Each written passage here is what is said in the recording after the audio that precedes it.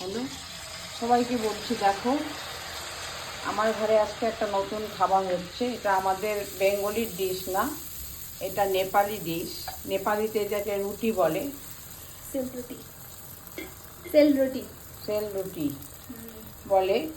তো এটার মধ্যে কি কি দিয়েছি সেটা বলছি তোমাদের সবাইকে। এসব বানিয়েছি দেখো।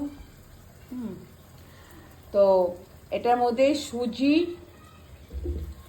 ময়দা, ময়দা नहीं दिया। সরি সরি সুজি, আটা আর চাল, ভোগ চালকে ভিজিয়ে রেখেছিলাম, ভোগ চাল আর খাওয়া সোডা, আর একটু গুড় ভিজিয়ে রেখে গুড়ের জলটা দিয়েছি আর একটু চিনি দিয়েছি।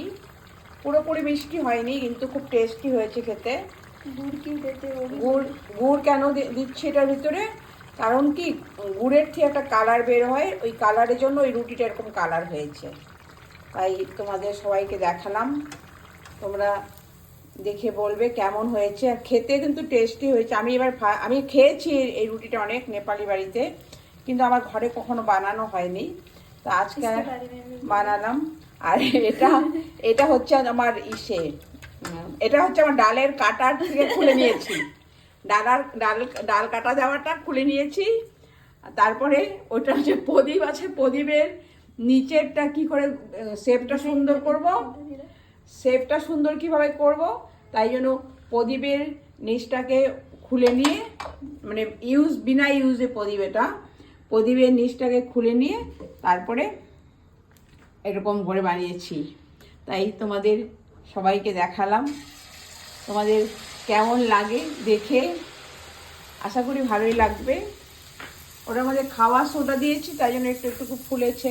এটা খুব বেশি পরিমাণে খাওয়া সোডা দেইনি, কিন্তু সুজি যতটুকু দেবে, চালের গুঁড়া একটু কম দেবে, আর আটা অতটুকুই দেবে, চিনি একটু দেবে, আর একটু গুড়কে ভিজিয়ে রেখে গুড়ের জলটা দেবে।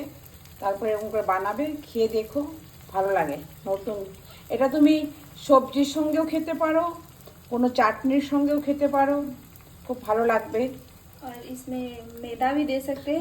আর আটার বদলে আমরা ময়দা দিতে পারি, কিন্তু ময়দাটা সবাই ব্যবহার করে না, ইউজ করে না খাওয়ার পারপাসে। मैदा देने से लंबा दिन तक चलता है ये। হ্যাঁ, লম্বা ময়দা দিলে এটা অনেক দিন অবধি মানে থাকে, ঘরে থাকে বানালে। তো এটা এখন মতো 2-3 দিন থাকবে আরো कैसा আমাদের। हुआ है वो भी दिखा, एकदम सॉफ्ट हुआ है कि नहीं। আর এখন দেখো আমি তোমাদের দেখাচ্ছি, একদম পুরো নরম হয়ে গেছে, একদম পুরো নরম। হ্যাঁ, এখন গলায় পড়ে না,